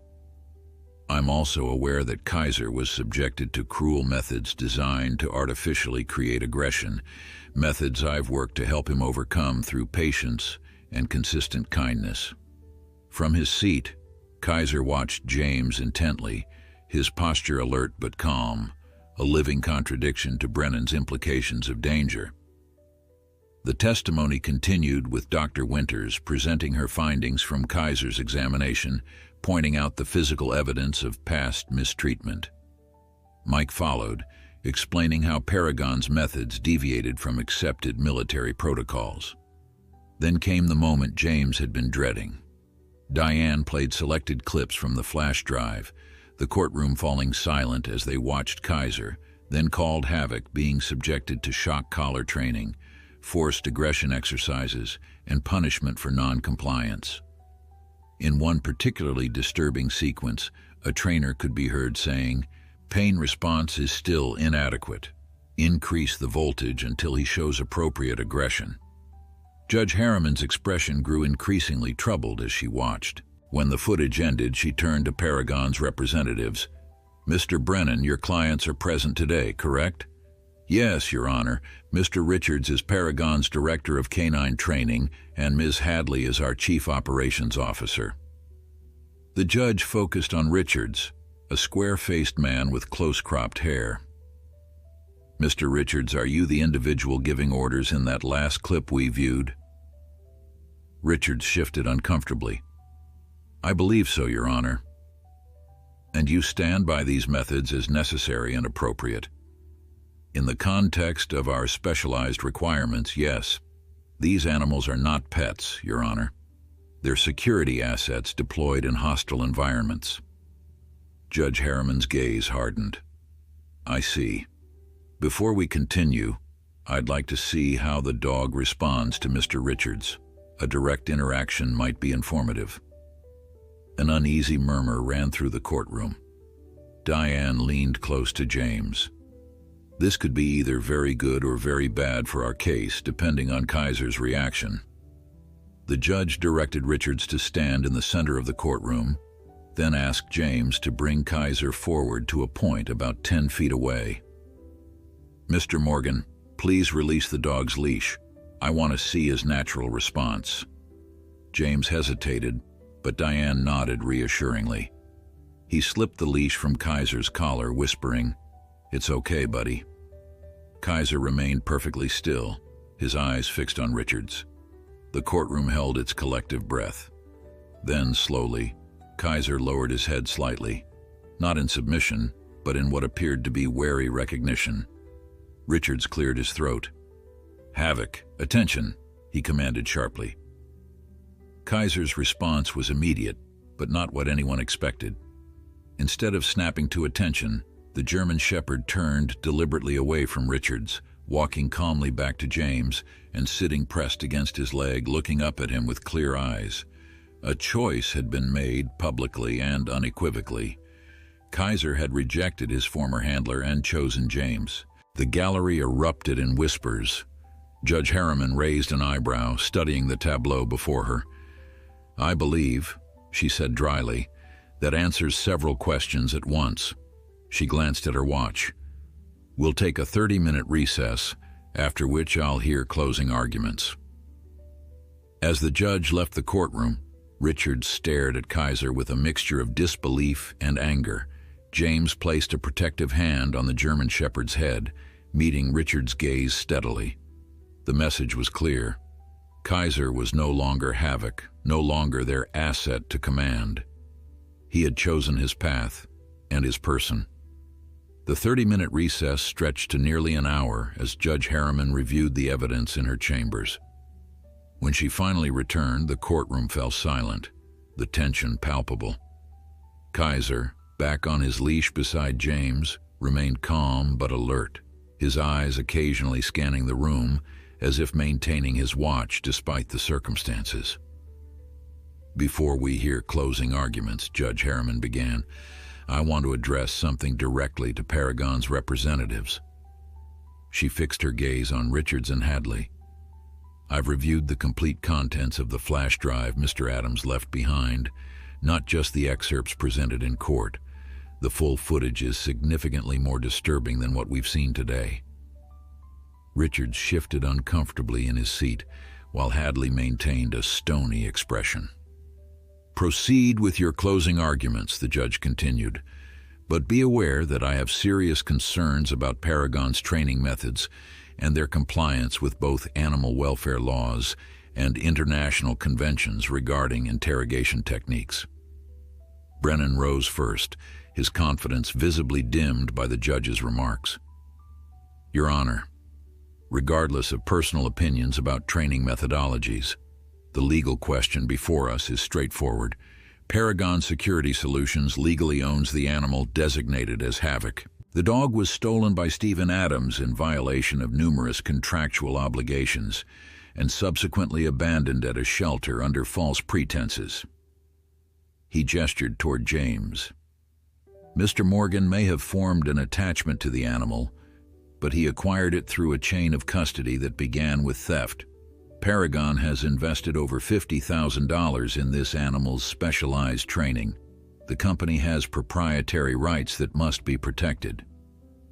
Diane's closing argument took a different approach. She stood beside James and Kaiser, her hand resting lightly on the German Shepherd's back. "Your Honor, this case transcends simple property law. Kaiser, or Havoc, as Paragon calls him, is not merely an asset. He is a living, feeling being who has demonstrated remarkable resilience despite suffering documented abuse." She paused, letting her hand drop from Kaiser's back. The German Shepherd remained perfectly positioned beside James, a picture of dignified calm. "The law recognizes that animals, while legally considered property, occupy a special category. Courts have increasingly acknowledged that the best interests of the animal must be considered in custody disputes. We've presented clear evidence that returning Kaiser to Paragon would subject him to continued cruel treatment designed to artificially induce aggression through pain and fear." She gestured to the gallery where the veteran sat. "We've also demonstrated that Kaiser has formed meaningful connections within his community, connections that have helped him overcome his traumatic past and thrive as the balanced, well-adjusted animal you see before you. As Diane concluded, Judge Harriman studied Kaiser thoughtfully. "Mr. Morgan," she said suddenly, "I have a question. In the months you've had Kaiser, has he ever shown unprovoked aggression or dangerous behavior?" James stood. "No, Your Honor. He's been protective at appropriate times, when he sensed potential threats, but never aggressive without cause. He's gentle with children, respectful of other animals, and remarkably patient. Whatever Paragon tried to make him become through their methods, his true nature has prevailed." The judge nodded, then addressed another unexpected question to the courtroom at large. "I understand there are veterans present who have come to support Mr. Morgan and Kaiser. Would any of you care to share your observations of this animal's behavior and temperament?" Mike Peterson raised his hand and, with the judge's permission, stood to speak. "Your Honor, as a former military canine handler, I've worked with dozens of service dogs. Kaiser displays all the positive traits we value in military working dogs: intelligence, focus, loyalty, without the stress behaviors that often result from improper training. In our veterans group, he's shown an uncanny ability to identify those needing extra support, particularly those with PTSD or physical disabilities." Another veteran rose. "Ma'am, that dog helped me through a panic attack at our last meeting, came right over, leaned against me, kept me grounded. Never was trained to do that, far as anyone knows. That's just who he is." Judge Harriman listened to several more testimonials, each highlighting Kaiser's positive impact and gentle demeanor. Throughout it all, the German Shepherd remained composed, occasionally looking up at James as if checking that he was handling the proceedings well. Finally, Judge Harriman folded her hands on the bench. "I'm prepared to issue my ruling." The courtroom fell silent once more.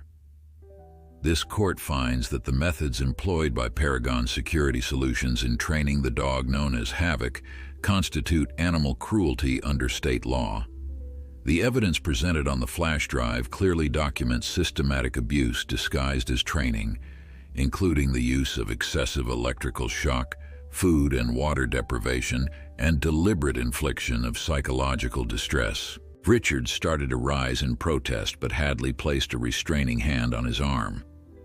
"Furthermore," the judge continued, "the use of dogs trained through such methods in interrogation settings potentially violates the Geneva Convention and other international agreements regarding the humane treatment of detainees, a matter I am referring to the appropriate federal authorities for investigation."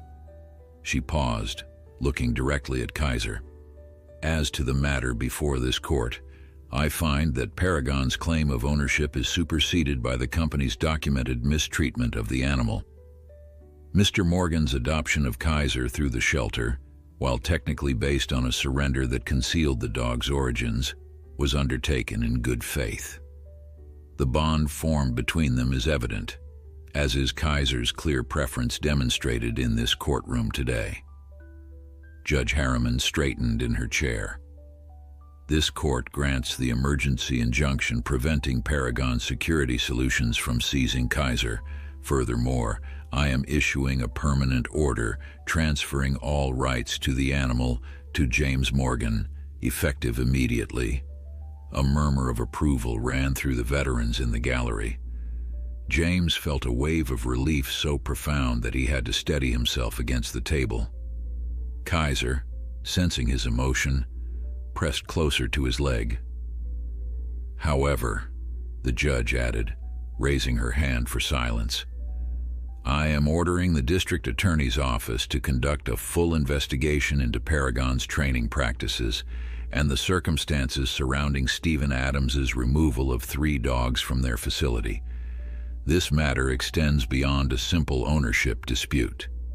She fixed her gaze on Paragon's representatives.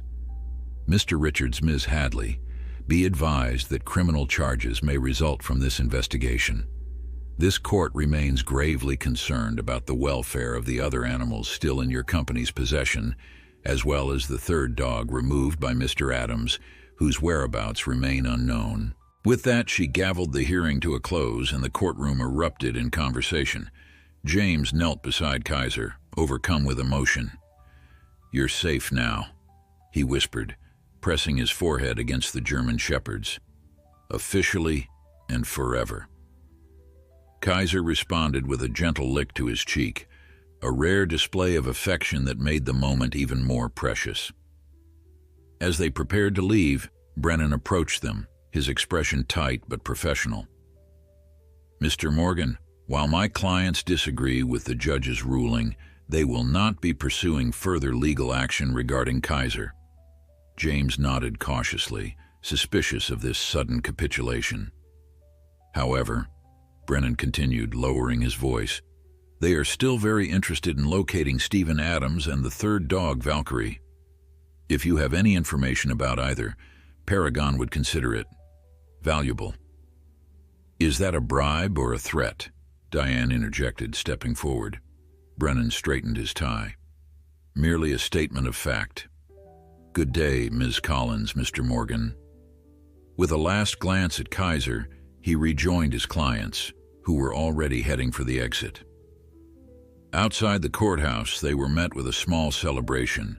The veterans had gathered on the steps, joined now by Margaret, Robert, and several others from the neighborhood. Someone had brought dog treats for Kaiser, who accepted them with his usual polite restraint. "This calls for a proper celebration," Robert announced. "Dinner at our place tonight. The whole gang's invited." As the group began to disperse, Mike pulled James aside. "Great result, but Paragon won't give up easily on finding Adams and that third dog. Their business model depends on maintaining the secrecy of their operation. With Kaiser free and the evidence public, they're more desperate than ever to contain the damage." James nodded, the victory suddenly feeling incomplete. "I know. And somewhere out there, another dog like Kaiser might be in danger. And Adams too," Mike added grimly. "If he knows what Paragon's been doing, he's a liability to them." The reality of the situation tempered James's joy. Yes, Kaiser was safe, but the larger battle wasn't over. As if reading his thoughts, Kaiser nudged James's hand gently. James looked down into those intelligent amber eyes and saw something that steeled his resolve. Kaiser had been saved from Paragon's cruelty. Now it was time to ensure that Valkyrie, wherever she was, would be saved too.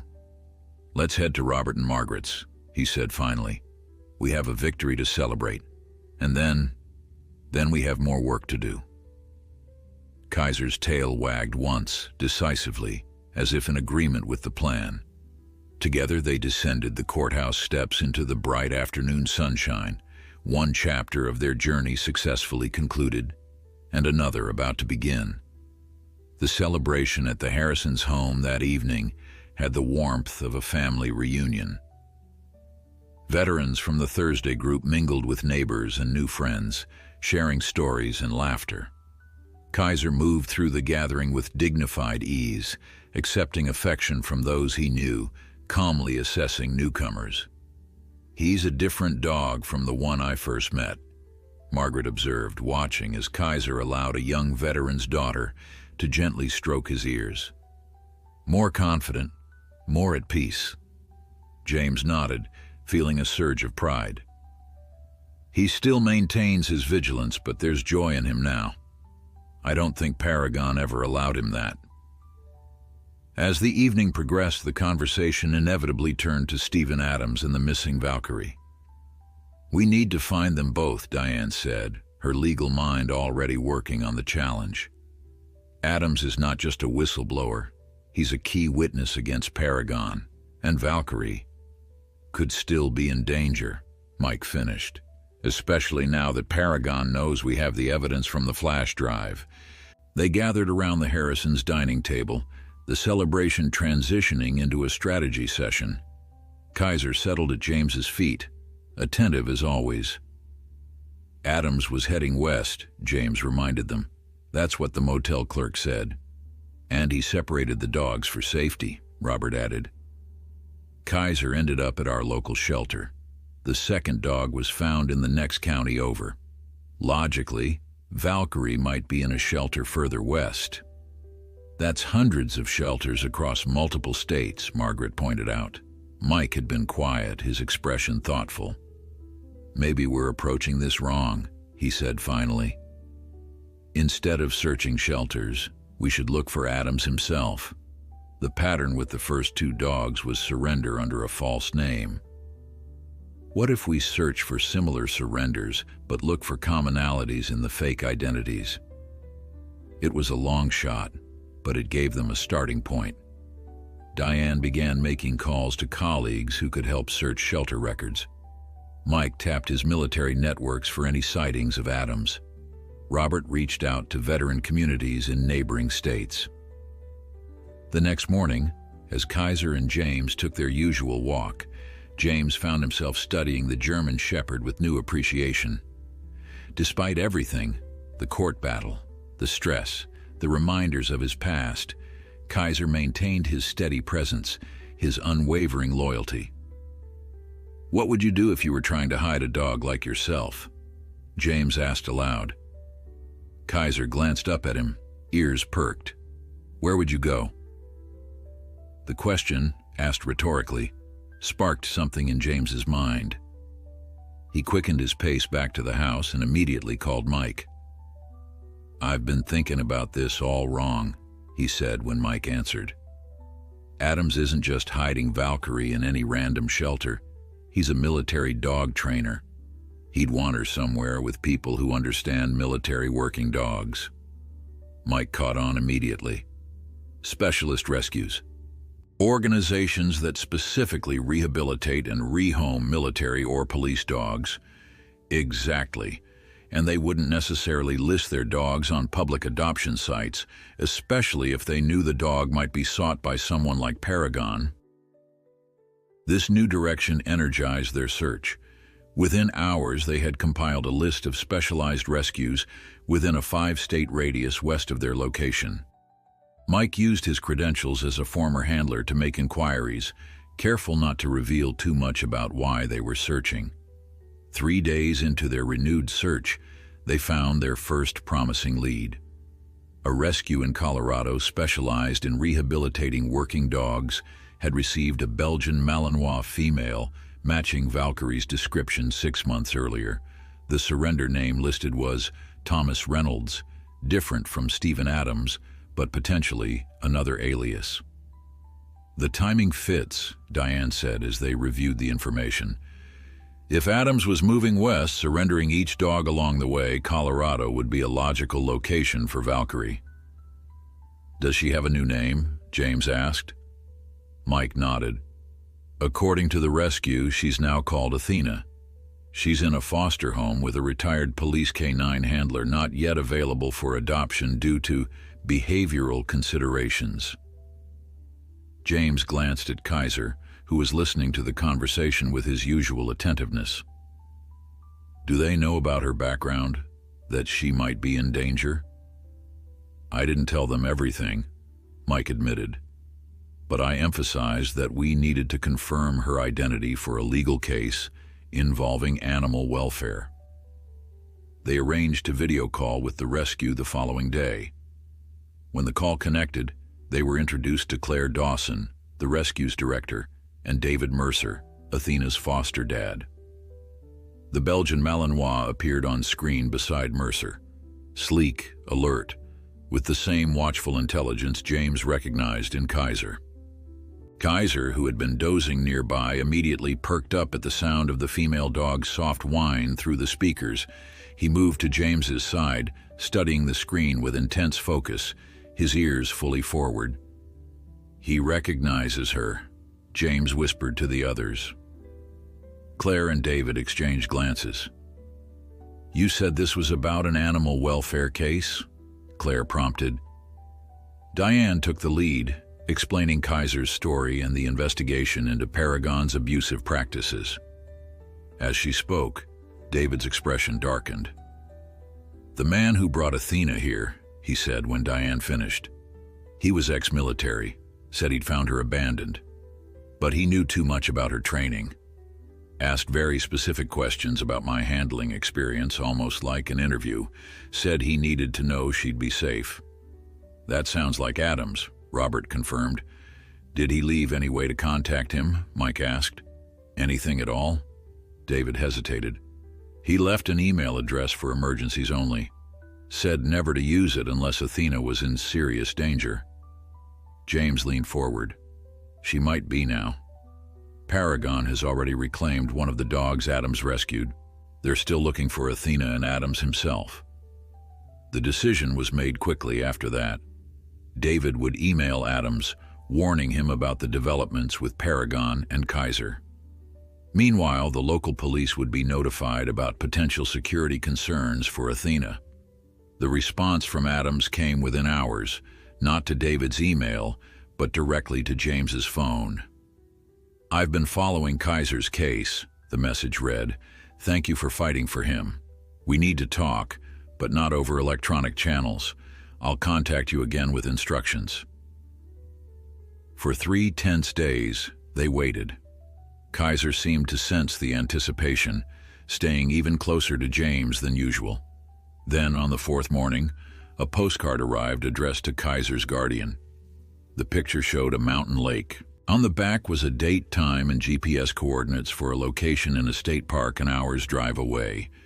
It could be a trap, Mike warned when James shared the postcard. Paragon could have intercepted Adams's communications. Or it could be our only chance to find Adams and get the full story, James countered. Either way, Kaiser and I will be there. In the end, they developed a careful plan. James and Kaiser would go to the meeting point, but Mike, Robert, and Diane would position themselves nearby as backup. Local police would be alerted to potential suspicious activity in the area, though not given specific details. The day of the meeting dawned clear and cool. As James drove to the coordinates with Kaiser in the back seat, he found himself reflecting on the extraordinary journey that had begun with his lonely visit to an animal shelter. Whatever happens today, he told Kaiser, we're in this together. The German Shepherd responded with a soft whine, his eyes fixed on the road ahead as if he understood exactly what was at stake. The coordinates led them to a picnic area overlooking a small lake, secluded but not completely isolated, a good choice for a meeting that might need to look casual to observers. James and Kaiser arrived 30 minutes early, giving Kaiser time to survey the area in his methodical way. They had been there perhaps 15 minutes when Kaiser suddenly stiffened, his attention locked on a trail leading into the woods. James followed his gaze to see a man approaching, tall, lean, with the measured movements of someone accustomed to being watched. Kaiser's reaction confirmed his identity before the man even spoke. The German Shepherd didn't bark or growl, but his entire body language changed, alert but not alarmed, recognizing but not deferential. "Hello, Havoc," the man said softly as he drew near, "though I hear you're Kaiser now. A much better name." "Stephen Adams?" James asked, though he already knew the answer. For the moment, Adams kept a respectful distance, his eyes moving between James and Kaiser. "Thank you for coming, and thank you for what you did in court, protecting him when I couldn't." "He's protected me as much as I've protected him," James replied honestly. Adams nodded, a faint smile touching his lips. "That doesn't surprise me. He always had a good heart, even when they were trying to train it out of him." Over the next hour, as Mike and the others maintained their discreet watch from a distance, Adams filled in the missing pieces of Kaiser's story and his own. How he'd joined Paragon believing in their mission, only to discover the cruelty behind their methods, his failed attempts to change the system from within, his final desperate plan to rescue the 3 dogs most severely mistreated. "I knew I couldn't keep them with me," he explained. "Paragon would be looking. So I placed them carefully, one by one, in situations where I thought they'd be understood and valued." "And Valkyrie? Athena?" James asked. "Safe, for now. But Paragon won't stop looking. Not until they're sure their methods won't be exposed." Adams gazed out over the lake. That's why I came back. It's time to end this, for all the dogs still in their program. With the evidence from the flash drive, Adams's testimony, and the physical evidence from Kaiser and the other rescued dogs, they had enough to pursue criminal charges against Paragon. Diane would coordinate with federal prosecutors, while Adams would work with a whistleblower protection program. As they prepared to leave, Adams knelt before Kaiser one last time. "You did good, buddy," he said softly. "Better than I could have hoped." He looked up at James. "He was watching for me, wasn't he, at your window?" James nodded, remembering those first puzzling days. "Every afternoon, like clockwork." Adams smiled. "I used to take them out at 4 o'clock. The one decent part of their day. Fresh air, no training pressures. Just a few minutes of being dogs." He stood, emotion evident in his eyes. "Thank you for giving him a real life." 6 months later, James sat in his living room, a letter from the federal prosecutor's office in his hand. Paragon Security Solutions had been indicted on multiple counts of animal cruelty, fraud, and violation of international conventions. Their training facilities had been closed, their remaining dogs confiscated and placed with legitimate rehabilitation programs. Kaiser was dozing nearby, though as always part of him remained vigilant. He had gradually relaxed into a more normal life, though James suspected some habits, the security checks, the alertness to unusual sounds, would always remain. They were part of who he was, part of his history. At precisely 4 o'clock, Kaiser rose and moved to the window, taking his customary position. James joined him, coffee cup in hand, to watch the familiar scene across the street. Robert and Margaret on their garden bench sharing their daily ritual. But today, there was a new addition to the picture. Athena, officially renamed Valkyrie again at David Mercer's suggestion, had come to live with the Harrisons after Robert completed specialized training in handling former working dogs. The Belgian Malinois sat beside Margaret, her posture as dignified as Kaiser's, her watchfulness a mirror to his. "You knew all along, didn't you?" James said softly. "That watching them was important, that connection matters." Kaiser leaned against James's leg, a gesture that had become his way of expressing affection. Outside, Robert noticed them at the window and raised a hand in greeting. Margaret smiled while Valkyrie maintained her alert watch. James thought of the long, lonely months after Elaine's death, how empty the house had felt, how isolated he had become. Now his life was full of purpose and connection, all because he'd noticed his German shepherd looking outside every day and had the courage to discover why. Kaiser had led him back to the community he'd withdrawn from, to new friendships, to a cause greater than himself. Through watching and protecting, the German shepherd had taught him the most important lesson of all, that healing begins when we look beyond ourselves and connect with others. Together, they continued their afternoon vigil, watching over their neighborhood, their friends, their home, two sentinels united by circumstance but bound now by something far stronger, a choice freely made to stand beside each other no matter what came next.